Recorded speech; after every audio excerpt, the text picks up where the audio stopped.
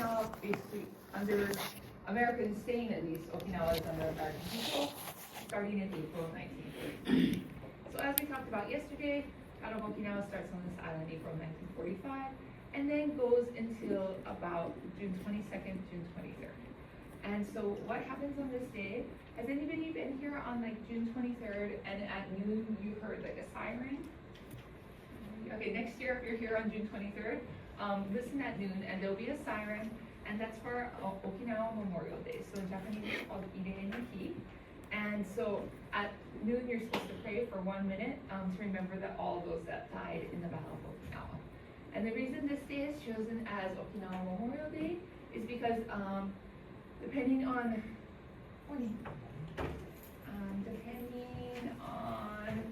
which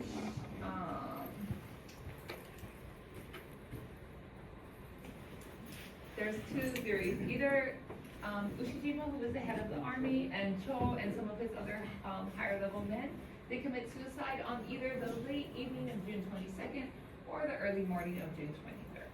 And so that's why it's said to be Okinawa Memorial Day, because it's the day that the commanders commit suicide. The Navy commander had already committed suicide, so all the high-ranking officials of the Japanese military have committed suicide by this point. So that's why we say it's the end of the Battle of Okinawa. However, when Ushijima commits suicide, he doesn't say, hey, let's stop the war. He actually says, okay, everybody who's still living, you keep fighting and you keep trying, okay? So a lot of historians don't actually consider this day the end of the Battle of Okinawa. They actually consider the day that the World War II surrender documents were signed on September 7th to be the actual end of the Battle of Okinawa. So even Okinawa City says that September 7th is like, I don't know, Peace Day or something in honor of this. So this is the actual signing of the document, and when we go to the History Museum, we'll be able to see a better picture of it. But basically, these are the Japanese commanders left, and the rest is all American power. They actually had to bring in Japanese commanders from different islands because there was no one left on the island. They all committed suicide. That was high-ranking enough to sign any kind of documents. Does anybody know where this picture was taken? Modern day. Yes, exactly. Yeah. I was going to say Pasadena, but I was like, I don't want to just say that because where I'm from, you know? Yeah, so this is what it looks like now. It's in the middle of a housing area. It's on Google Maps. If you want to, it's by the Rocker NCO Club, kind of, if you're familiar with that area. Yeah. Yeah. There's all, all those streets kind of look alike, so every time I go find it, it's kind of, there's a beer bottle, beer can out there. So you can see that people are really honoring it and remembering the important historical situation that took place there. But every time I've gone there, I feel like people kind of stare at me like, why is this weird person here like taking pictures? But it is there if anybody wants to go see where the documents, surrender documents were actually signed. So after the war, Okinawa is in shambles. So this is a prisoner of war camp for the Japanese military. So of course it's a little rougher conditions than the Okinawans would have. I think more people were shoved in there than a traditional Okinawan camp, and of course a lot more guarding. But Okinawans are put in prisoner of war camps throughout the island, primarily being in the north part because there were not battles happening up there. So it was a little bit safer up there. But sometimes, like the Battle of Okinawa, the prisoner of war camps, they're as little as like some barbed wire, a pit toilet, and then maybe one American soldier to 600 Okinawans. And there just wasn't enough food up there. So, the military is good at doing military things, but when it comes to humanitarian things, it's a different way of planning than what you need for military. So like, they're bringing food to the Okinawans, but it's not like balanced things. So like, there's stories of like a camp only having butter for a week. Or like, they'll only have chocolate for a week. So the people are actually leaving the camps. They can leave the camps and kind of wandering around, trying to find vegetables, trying to find old farm plots, any kind of animal. Like, of course there's pigs out here, there were horses out here, dogs, cats are eaten. So even, the little noisy cicada. Yeah, the cicada apparently has a little bit of meat on its back. So this old man I go to church with was like, yeah, we used to eat that when I was a kid because we had like nothing. Another older woman I go to church with too. So are you guys familiar with setsubun? So it's like February 3rd, February 4th, and you throw beans, and you say, like, the yeah, Kids do that, the Bad spirits out of the house, good fortunes in. yeah, and so at my church, they have a preschool too, so they had just thrown like, it was like 1,000 beans all over the like field, and we were there, and she was like, after the war, if I had come across this, I would have just called anybody walking by, and we would have sat there and picked up the beans and ate them. And like, I felt so sad and guilty. Like, I sat there and picked up beans and I took them home to grow them because I was, like, she just made me feel so bad about like modern waste. She was like, yeah, if someone was walking by, like, it wouldn't matter who it was, you would just call them and be like, look, there's food on the ground, and you would go eat it together. So, wow. Yeah. And like, even like, they don't have enough oil. So I guess you're familiar with like the tempura, like the fried batter.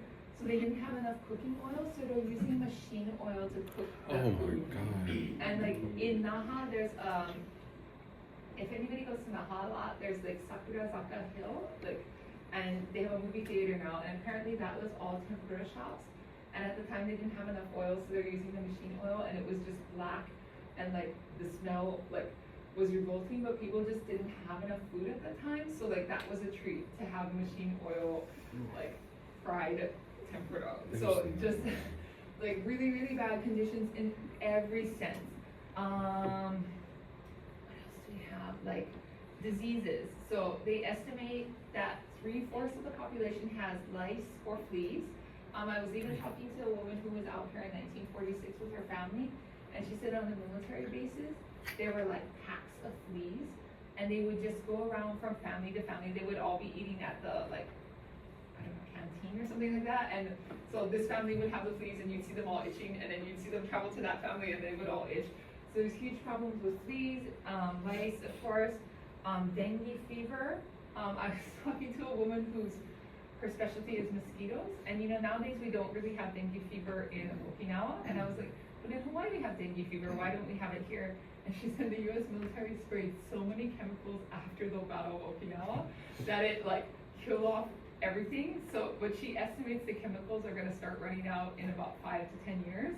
So she thinks we'll start having a problem with dengue fever on the island again, which I thought was a pretty interesting random conversation with a person. But there's widespread malaria, especially on the outer islands.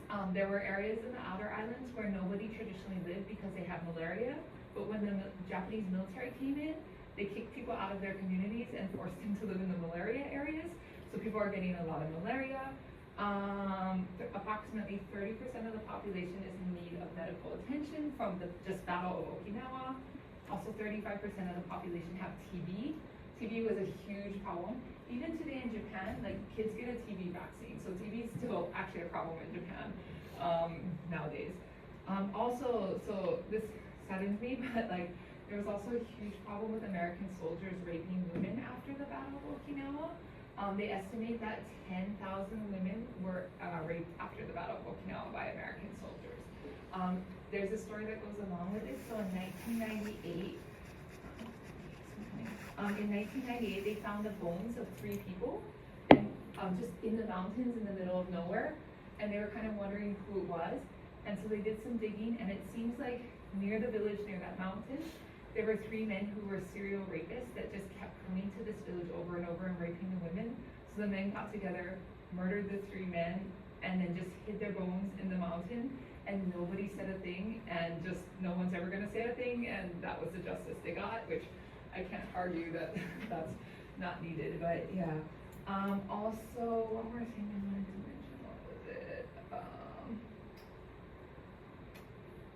I don't know, but basically anything that could be destroyed was destroyed. They have approximately 320,000 people in refugee camps, about 7 of them, and 25,000 people are living, 250,000 people are living up in the north. So before the war, only about 40,000 people live up in the north, and after the war, 250,000 people are living up there. So of course, there's just not the supplies and things that were needed to support that many people up here. But the South was so destroyed that it just didn't work. Also, one more issue, so, you know, occasionally the Okinawans are leaving their camps, so sometimes the Japanese military was still hiding up there. So they would, particularly the men, they would go gather the men, and then sometimes they were executing the men for giving up as being POWs. So just, I mean, after the war was just horrible. Other things, so, after the war, only about 11,000 to 12,000 houses survived the war, and 50% of these needed major repairs. So I did the math, if we have about 320,000 people living here with 12,000 houses, it's about 27 people per house that survived the war. And so I saw this, image in one of the books I was looking at, and like, let's just say this is a room in the house, so what they would do is they would just divide the room and they'd be like, okay, family A, you're in this corner, family B, you're in this corner, that kind of thing. So you would just be sharing a house with people that you didn't necessarily, probably from your same village, so people you kind of know, but just sharing small quarters with a lot of extra people. One of the women I interviewed as a maid, she's amazing. She's gonna be like 96-ish now, and if she's 4'10", it would shock me. Like, she's a tiny, tiny woman. And during the war, she was 17, so she'll be 97 this year. And she evacuated with her family. And then she ended up losing both her parents and her siblings too. And she talked to me about how she dragged her father on her back for 3 days during the Battle of Okinawa. And finally, she just couldn't carry him anymore, and she left him somewhere. But she still doesn't know where she left him, so she couldn't collect any bones or anything from that. And she still has like dreams about him, even though it's been 80 years ago. But she just is the strongest thing. Like she said, even after the war, she still hated Americans. Like she had this she said she was the like ultimate patriotic person, and she just hated them, but she had to go work as a maid. So eventually she stopped working for American wives because she was like, yeah, they're lazy. They just sit on the couch all day and they sleep, and I'm busy working and they just lay there and tell me what to do. So she started working for Japanese women who are married to American men, because she said at least she could communicate better. They were stricter, but she felt happier that way. But now she said she actually wishes she had married an American man because they treat their wives better than Okinawan men do. And she said like she holds nothing against America at this point, but she said right after the war she just had very mixed feelings. But she was talking about after the war how she was living. So she said, like the first 2 years they're living in tents and they couldn't go back to her village. But finally in 1947 she gets to move back to her village, and she's like, oh, we got this standard house. And I was like, okay, can you describe what a standard house is to me? And she's like, okay, have floor, roof, da da da. I was like, did your house have walls? She's like, oh no, we didn't have walls. So in 1947, like she was thrilled to move into a house without walls. So you can tell how bad things were, that living in a house without walls was still a mass improvement to the situation that she had before. Shortages of clothing. A lot of, if you see pictures at the time, a lot of the people have just cut down Japanese, American military clothing and made it to fit. I was even reading about the girls in the 1950s who were going to the university here. They were still wearing a lot of American military boot hand-me-downs. And you know how tiny women's feet can be out here and how large American men's feet can be, so just figuring out ways to like make these shoes fit on their feet. All the camps, the relocation camps, are closed by 1946, but people still need to be resettled. One of the major problems is American military government has taken a ton of the land. So you aren't necessarily able to go back to your specific land. You're just kind of resettled in a certain place, and it's kind of just a waiting game. And I would say those first 5 years were really just a waiting game. So at first the Navy is in charge of Okinawa directly, but then in 1946 the power is transferred to the Army. But there's really no clear plan. There's no, like, you know, one commander will come in and he'll say, let's do this, and then it will get switched, and then another commander will come in and maybe his priorities are different. Also at that time, so Okinawa was kind of just seen as a dumping ground of like military commanders that either were not good at their job or were not popular. So at that time, MacArthur is in mainland Japan, and he's in charge of the Allied forces control of Japan.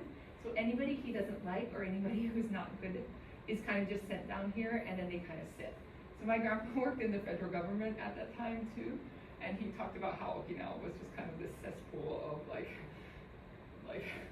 leftovers and just people who don't really work in the system well. And so if there was a good, strong leader, things got fixed a little bit, but then he might get switched out 2 months later if someone else comes in. So just going back and forth until about 1950. So what happens in 1950 that makes a big change is actually due to communism. So we start seeing the growth of communism in Russia and China, and America suddenly goes, oh wow, look at Okinawa and its position. Actually, Okinawa has a really strategic position. So you know what? Maybe we will stay out here permanently, yeah? So it's really that communism that's happening in Asia that really influences why the military decides to stay here. Until 1950, there really just wasn't a clear plan. I think it could have gone either way. But it's really that growth of communism so that we get Okinawa being that, still sometimes we'll hear that keystone of the Pacific term. That really comes from based upon communism and what's going on in Asia, and America going, wow, Okinawa's position is really great to keep an eye on things that's going on. So America decides to sign this treaty with Japan called the San Francisco Peace Treaty in 1952, and that's what really solidifies these changes. Initially the changes are made in 1950, but 1952 is when it's solidified. And one of the things it does is says, okay, what we're gonna do is we are gonna start some governments out here. And we're gonna start 2 different governments. The first government is gonna be the American government, and that's called USCAR. So it stands for the U.S. Civil Administration of the Ryukyu Islands. But you'll often hear it described as USCAR. And so USCAR, although it's called a civil administration, it was a military government. It was always controlled by higher-ranking military members, and military priorities were most important. And then they also started this other government called the GRI, or the Government of the Ryukyu Islands. And the Government of the Ryukyu Islands was controlled by Okinawans. But I think you can even see it from this building. You see the Government of the Ryukyu Islands is on the bottom 2 floors, and USCAR is on the top 2 floors. And that really is how the decision-making process went too. The local government could come up with any idea they wanted, but if USCAR didn't say that's okay, it didn't go. So even though there is a local government, it was really controlled by the US military government. And what the military government's decisions were is what actually happened out here in Okinawa. So if it's something small scale, probably the US military government's just gonna say, okay, that's fine. But if it has anything to do with like politics and government, military lands and stuff, that's all gonna be controlled by the military government out here. And then this was finalized when that San Francisco Peace Treaty was signed on April 28, 1952. So this document, it says, so until that time, Japan was still being controlled by the Allied powers, controlled by MacArthur in charge of the Allied powers until 1952. But after 1952, Japan is told, okay, you're an independent country again, you're no longer under that military Allied power rule, but it says, Okinawa, actually you are split off from mainland Japan, and you're under direct American military control. So that's what really sort of made it official that Okinawa was under military control. Now the question is, why did Japan allow this to happen? So when did they discover this document? So there's this document that was written in 1947. I'm not sure when it was discovered, maybe 1998. But there is a top secret memorandum for General MacArthur. So it was written September 20th, 1947. And it says, Mr. Terasaki, so he's an advisor to the emperor, stated that the emperor hopes that the United States will continue the military occupation of Okinawa and other islands of the Ryukyus. In the emperor's opinion, such occupation would benefit the United States and also provide protection for Japan. The emperor feels that such a move will meet with widespread approval among the Japanese people, who fear not only the menace of Russia, but after the occupation has ended, the growth of rightist and leftist groups, which might give rise to an incident which Russia could use as a basis for interfering internally in Japan. The emperor further feels that the United States military occupation of Okinawa and such other islands as may be required should be based upon the fiction of a long-term lease, 25 to 50 years or more, with sovereignty retained in Japan. According to the emperor, this method of occupation would convince the Japanese people that the United States had no permanent designs on the Ryukyu Islands and other nations, particularly Soviet Russia and China, would thereby be stopped from demanding similar rights. So basically, we have the emperor telling the U.S. government, hey, it's okay if you take over Okinawa for a while. We'll keep it, you won't own Okinawa, we'll still technically own it, but basically you can do whatever you want on Okinawa for a while, for an extended period of time. And so we're not quite sure why the emperor put this document out. Some have suggested, he thought if he gives up Okinawa, maybe he'll be able to get sovereignty over his country back sooner. Another suggestion was, he was fearful of the threat of Soviet Union, so having the American government, the American military out here makes things safer. But we don't really know why, but we do have even the government of Japan unofficially kind of being like, hey, it's okay, go ahead and take Okinawa. And I think this really goes back to also just, Okinawa only becomes part of Japan in 1879, so I think Japan, as we've seen multiple times, is more than willing to sacrifice Okinawa for the greater good of Japan, yeah? Okay, so once America, the U.S. government, not U.S. government, the U.S. military government gets a stronger hold on Okinawa, one of the issues that keeps popping up is land issues. So this is a very famous picture, and if you see this flag, so it says that money lasts for 1 year, but land lasts for 10,000 years.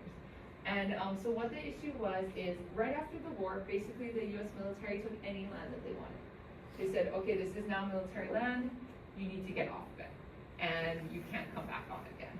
And so this happened, I would say, from the very start of the Battle of Okinawa, and continued for quite a long time. And nowadays, it's not as hard to do things like this, but back in that time, it was very, very easy. So at first, basically, the whole policy was, you lost the war, so it spoils war. We can take whatever we want. It really doesn't matter. After 1952, the U.S. government realized that they needed to pay people for the land. So they couldn't just keep taking land, they had to actually pay them. But this is where the issue came up. So what Okinawans wanted, mainland Japan, when private land was used for U.S. military bases, the land was leased, and they had an annual rental fee based upon how much agriculture could be grown on the land. But in Okinawa, the U.S. military was like, no, we're just gonna buy it from you. And that's why flags like this came up. You buy it from us, we only get 1 year of money. If we have the land, we can use it for 10,000 years to continue farming and make money off of it that way, have a house, that sort of thing. So this is where the fight kept going on. We went to lease, like mainland Japan. America says, no, we want to outright buy it. And when America was outright buying it, the price was exceedingly low. I can't remember, when we go to the History Museum today, I think they have the exact amount, but it was like like a small plot of land, the amount they wanted to pay was equal to like a couple cans of Coke. It was a really, really exceedingly low, like insultingly low amount of money that they wanted to pay for. And so this fight just kept going on for many, many years. Just Okinawans saying, we want you to lease, and America saying we wanted to buy. If the Americans came in and said, we're gonna take your land, technically you had the right to complain, but if you complained, it really didn't matter. What this area period was called is the bayonet and bulldozer era. So you say, no, no, no, I don't want you to take my land, I'm not leaving. They would send U.S. military service members in with a bulldozer and with bayonets and say, get off the land, and they would just bulldoze down your house. So kind of just not the way to deal with a population and expect that the people want to work with you, yeah. Did we ever come up or release the numbers for the people that decided to leave? I don't think that anybody was ever killed. They were just threatened by it, yeah. I mean, I'll look into it more to see if anybody ever died, but yeah, off the top of my head, I've never heard of a death, but it wouldn't surprise me, yeah.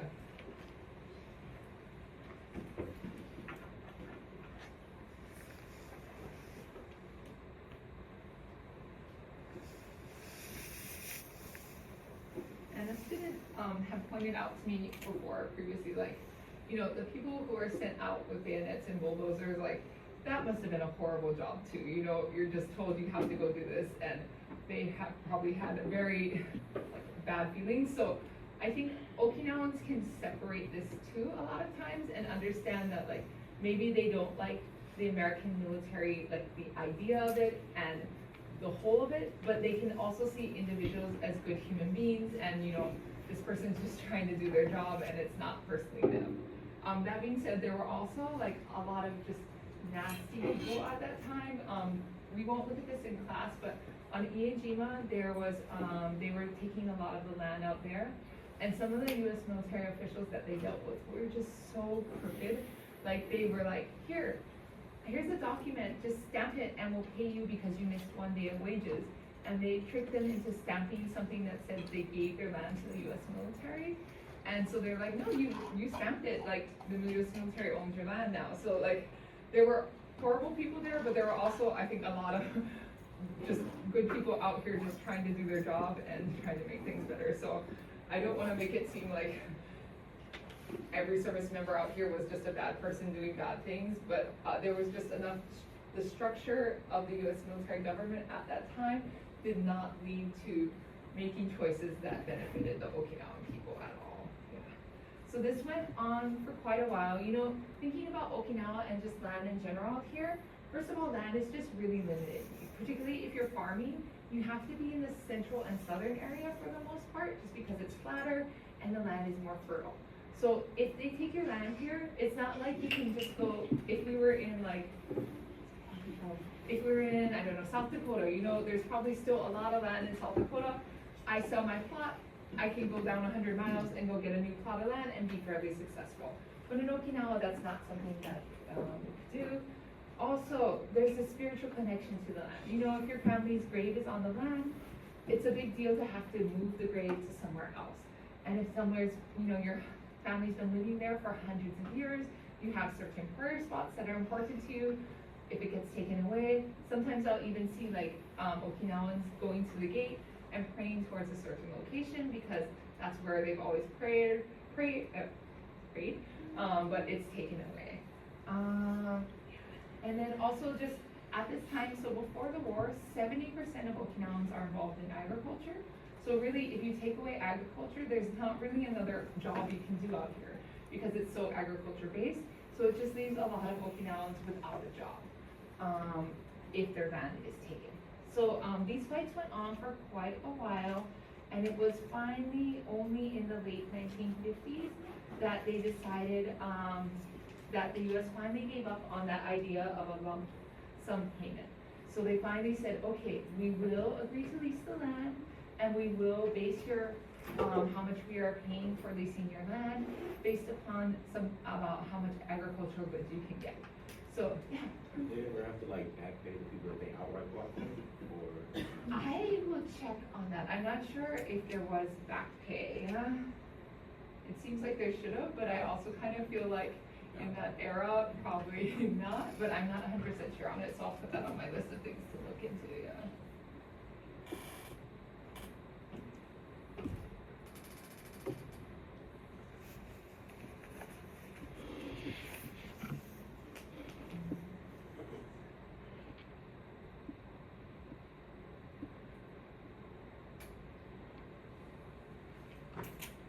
So this system is still what's in place today. So like probably the land even underneath this building is privately owned by someone. So they're getting rent for it every year. I know we talked about it a little bit on the bus. So like when I looked it up, my husband found a piece of land that we could pay about $76,000 for. And then every year we would have got about $1,600 before tax. So it would take a good 40, 50 years to get it back. So it's not a great, like sometimes you hear people be like, oh, that family owns baselands, so they're super rich. And if you own, like, I heard one family kind of owns all underneath the Kadena runway. So I think that family probably is making quite a bit of money because that's a large area of land.